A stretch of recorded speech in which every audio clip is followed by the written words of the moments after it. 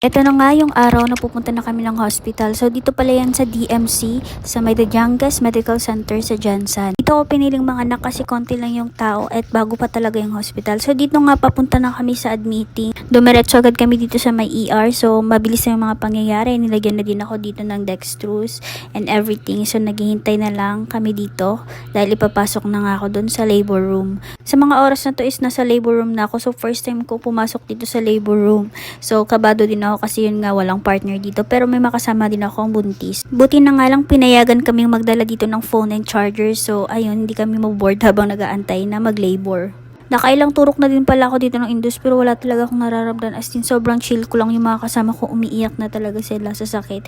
So umaga na nito at yan, ito yung aking breakfast. So 'di ba, ako lang ata yung nagli-labor dito ng kain lang ng kain, pero yung mga kasama ko is namimilipit na sila sa sakit.